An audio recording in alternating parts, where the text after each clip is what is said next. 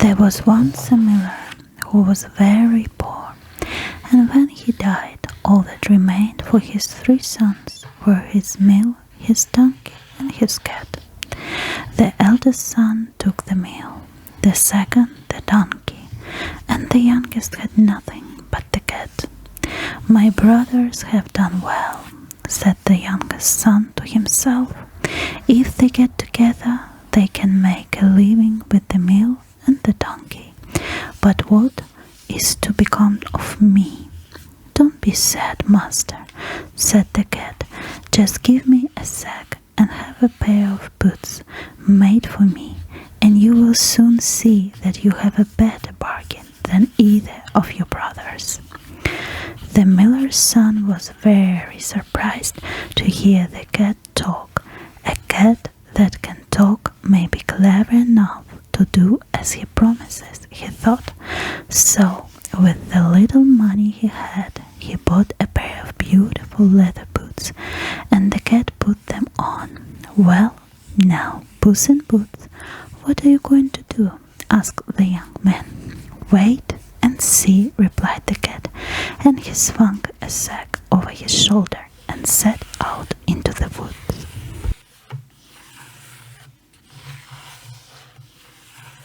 The cat hid himself by a rabbit warren and soon tricked a silly young bunny into his bag.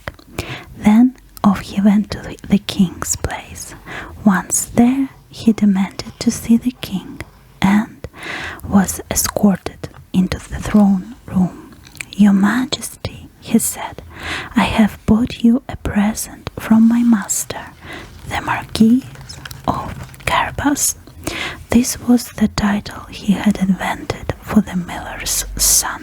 When he saw the king was pleased with the rabbit, Puss caught other small creatures such as hares and partridges and gave them to the king, pretending that they all came from Marquis of Carabas.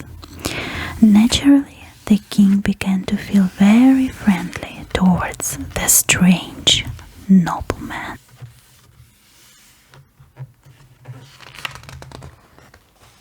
Now, one fine day, the cat heard the king and his daughter, the most beautiful princess in the world, were going to take a drive by the riverside. So Puss went to his master and said, "You are in luck today. Just bath here in the river and leave the rest to me." While the miller's son was bathing, the royal coach came by and the cat began to shout, "Help! Help! My master, the Marquis of Carabas, is drowning." Seeing that it was the cat who brought him his gifts, the king ordered his royal guards to save the Marquis. Thank you, your Majesty," said Puss. "But what shall my poor master do now, for a thief has stolen his clothes?" The king was very sorry to hear this and at once offered the young man a suit of fine clothes. And when the miller's son was dressed in those rich clothes, he looked every inch a marquis, and the princess immediately fell in love with him. The king then invited the miller's son to ride with them back to the palace. So the young man stepped into the carriage and sat beside the princess. Meanwhile, the cat hurried on ahead. He stopped when he reached a meadow where a couple of movers were working, and he called out to them, "The king is coming this way. Tell him that this meadow belongs to the Marquis of Carabas.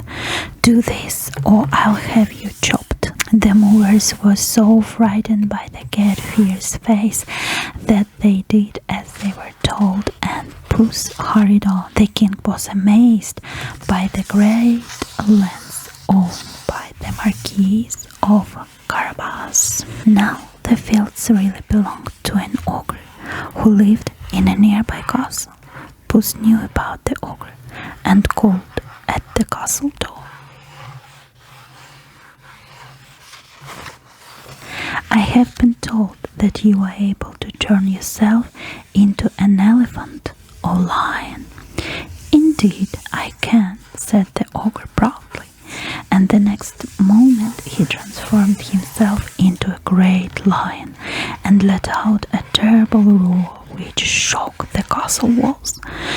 After a while, the ogre changed himself back into his own form and Puss jumped down again.